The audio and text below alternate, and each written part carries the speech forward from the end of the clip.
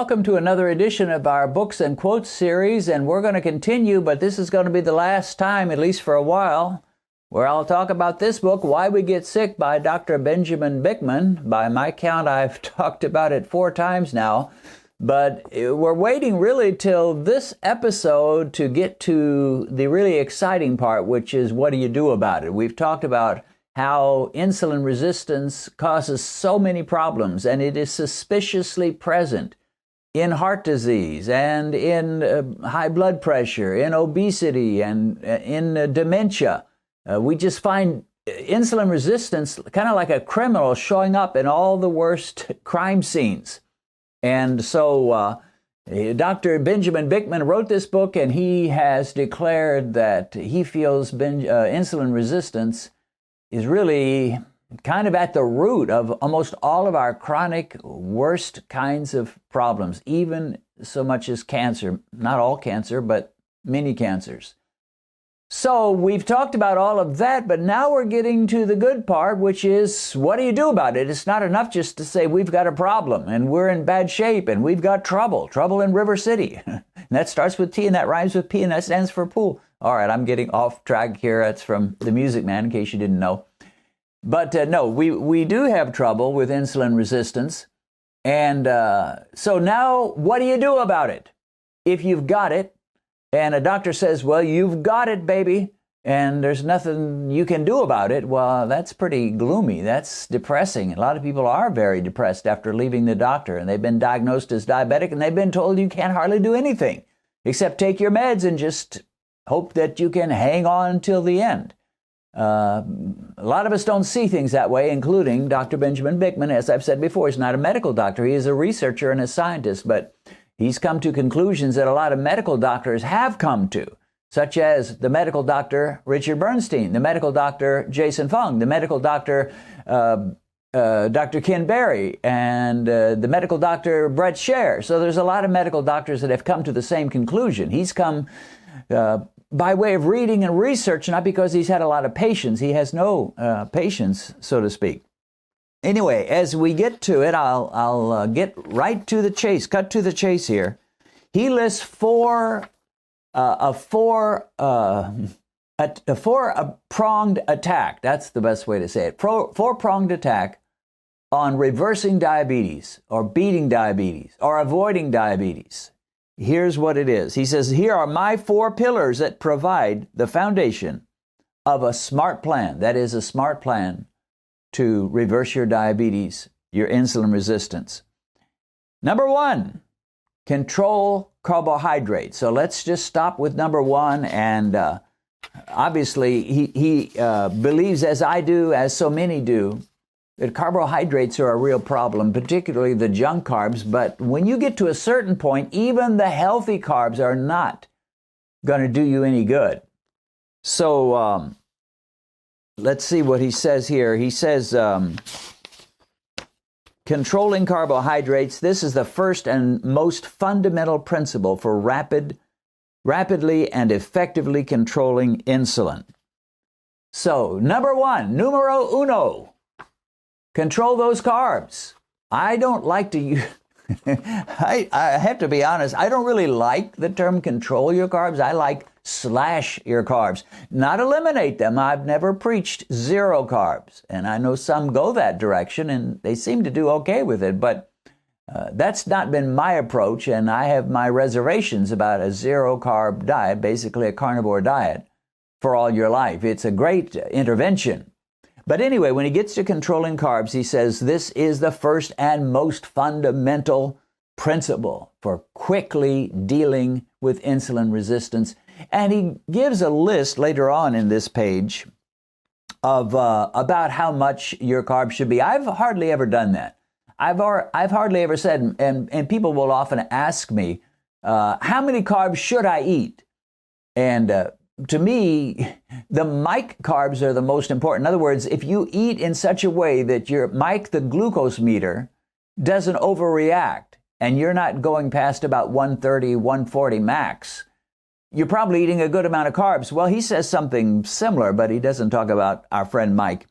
He says, if you are highly insulin resistant, he gives a quiz that'll help you determine how insulin resistant you are. He says, if you're highly insulin resistant, less than 50 grams of carbs per day. So in the past, the ADA has told you 40 to 65 grams of carbs per meals for 3 meals a day plus snacks. So, I mean, you're quickly up to a couple of hundred carbs a day. He says less than 50 if you're really insulin resistant. And another way of translating that is if your A1C is very high at all, like 8 or more, you should be eating less than 50 grams of carbs per day. If you're moderately insulin resistant, he says you can make it 75. If you are really not insulin resistant, A1C is good, fasting glucose is good. He says you should still stay under about 100 grams of carbs. So anywhere from 100 down to less than 50 is his recommendation. But again, he says it's the first and foremost means, and I agree completely. It's the biggest way to get that A1C down, get that glucose down to normal levels, control those carbs. If you did nothing else, control the carbs. And a good friend of our Beat Diabetes program, Bill Berlin, I interviewed him, one of the most popular interviews I ever did. And he said, that's all I did. I just controlled the carbs. Apparently he didn't do any time-restricted eating, and he just said, I will control my carbs or slash them, the way I would put it, and it worked. So, first and foremost. And then secondly, he talks about prioritizing protein. Protein, basically kind of like what you get in meat. Most meat is protein. Now, it can have some fat in it as well. He says this, avoid the temptation to eat too little protein. One concern as people adopt a low-carbohydrate, high-fat diet is that they excessively eschew protein, such as meat and eggs. In other words, they're so determined, I'm going to eat fat and more fat and more fat and lots of fat and plenty of fat and nothing but fat. Fat, the whole fat, nothing but the fat. He says, be a little careful. Protein is okay. And again, I would agree. I have never, and I've said this many times, but I have never just said, well, I've got to have so much % fat. I'm not afraid of fat. And if I get a steak with some good fat in it, I will relish the fat that's in that steak. But I never wake up in the morning saying, boy, I sure hope I get my 70% fat. Anyway, he says, make sure that you get enough protein. And then on the fill with fat, he does say this, embrace the insulin sensitizing value that comes from eating real foods with all their glorious fat. Boy, if he had said that 25 years ago, back in the 90s or so, if he had said that, talking about glorious fat, make sure you get lots of glorious fat, well, I don't know what they would have done, but he would not have been a popular guy at all. He would have been a dietary heretic, a blasphemer. But of course, nowadays we're beginning to see fat is perfect, as a part of your diet, along with protein, as long as you don't eat a lot of carbs. But if you're eating a lot of carbs and a lot of fat, fat becomes problematic as the carbs are problematic. It's not a good combination. High carb, high fat. Not a good combination. The problem is for the standard American diet and so many of the standard diets in various countries, that's what you get. High fat, high carb, high fat, high carb, and some protein. Not a good combination. All right, and then let's talk about watch the clock, he says. He makes this point in his book that I thought was important to share with you. He says, about 30 years ago, most adults and children had daily meals separated by almost 5 hours, whereas today this number is down to about 3.5 hours. We don't wait so long in between our meals, he's saying. And he says this does not include snacking between meals, something that generally didn't occur in the 1980s. And the further back you go in history, the less snacking there was. Snacking is a relatively new phenomenon compared to how many years human beings have been on this earth. I don't think Adam and Eve snacked. I doubt that Joshua or Moses snacked much. They had their meals. And all throughout history until the 20th century, pretty much, And we discovered snacking. And the closer we get to our present age, the more snacking gets done. You go to a Cub Scout meeting for your little kitty, and they'll have snacks at the end. You go to a church service, they'll have snacks, they'll have donuts. Anywhere you go, you have snacks. And if you stay home, you've got all kinds of snacks.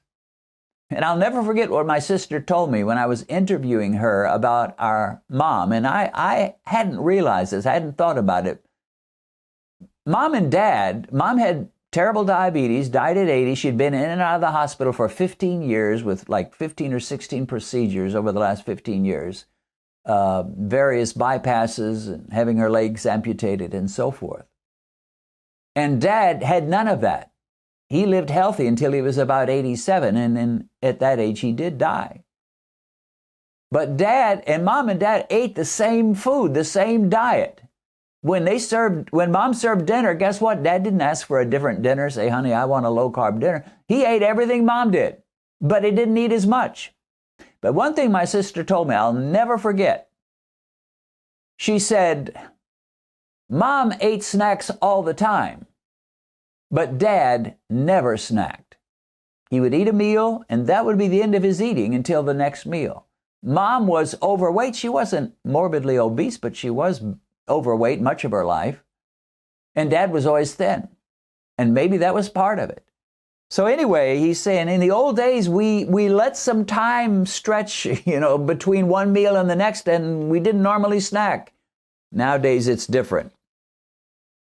So in his recommendations, he first says, fast from food, but not water. In other words, drink all the water you want. But fast from food 12 hours every night. In other words, if you eat your dinner at 7, don't have breakfast until 7 the next morning, 7 a.m., and don't have any snacks late at night or in the middle of the night or when you first get up. Just wait until breakfast and then eat. So that's kind of his basic thought. But he says 2 or 3 days a week extended to an 18-hour fast, which is kind of what I recommend. And the challenge is for sure a 6-hour window of eating. So I do allow for bulletproof coffee, or if you want to have a little beef broth in the morning, or if your meal of choice for skipping is the dinner, have it then. But no real meal, and nothing that's going to touch your blood sugar or barely move your insulin. So, again, watch the clock. Now, he mentions these 4 principles, again, control carbs, prioritize protein, fill with fat, watch the clock. Listen to what he says. He says, as an evidence of how powerful these recommendations are, let me share an experience. He said they had 11 women with type 2 diabetes, and they said, follow these 4 rules. Control your carbs, prioritize your protein, fill with fat, and watch the clock. He said, we did this with 11 ladies that had type 2 diabetes for 90 days, 3-month time. Basically, he had his own Dr. Ben Bikman challenge. I said he didn't have patients, but he had apparently people that were willing to take this challenge. 90 days. Control carbs, prioritize protein, fill with fat, watch the clock. With no changes of exercise, he didn't say start exercising, no counting calories, and remarkably, without the use of any meds at all, the type 2 diabetes was gone. Boom, zap, gone. 11 type 2 diabetics at the end of 3 months, none of them are type 2 according to their A1Cs, according to their glucose levels. I know people will argue all day about whether they really are or aren't. I mean, some will say you're just managing it. But to me, when you beat it according to the numbers, you beat it. 11 women, what was the success rate? 50% would be good. Man, if you had a doctor that could reverse your diabetes with half the people that came in, we'd say he was doing great. He had 100% success rate. Now, I know 11 ladies is not proof positive about anything, but boy, it's a pretty good... It's a pretty good hint that something works when you control those carbs and you don't worry about protein and you fill yourself with fat and you watch that clock. Something will work. Will it work for you? Well, 100% success rate for him with those 11 ladies. Maybe it'll work for you as well. I'm convinced in most cases it will. And even if you're type 1, you're still going to take insulin, of course. but you'll take a lot less, and you'll find managing your glucose levels and staying in range will work so much better and a whole lot less hypos when you have less carbs and you take less insulin. So it's a victory all the way around, and victory is what we want. Who wants failure? What was the sports show they used to show when I was younger? They talked about the thrill of success and the agony of defeat. Well, we want the thrill of success, and my friend, you can have it. The question that so many people have about us is, how in the world did you guys get to know each other? How did you get together? Well, the answer is found in Benedicta's new autobiography, When Destiny Calls. In fact, we do something in that autobiography that is almost never done. We each have a chapter sharing from our own perspective how we got together and how we first got to know each other. So she tells her side of it, I tell my side of it, and then it goes on with the rest of her autobiography. And the whole autobiography is exciting. There's a lot of drama and a lot of good stuff. But I think you'll find it interesting to know how it was that God brought us together. So there'll be a link in the description about how you can get this book on Amazon, either as an ebook or a paperback.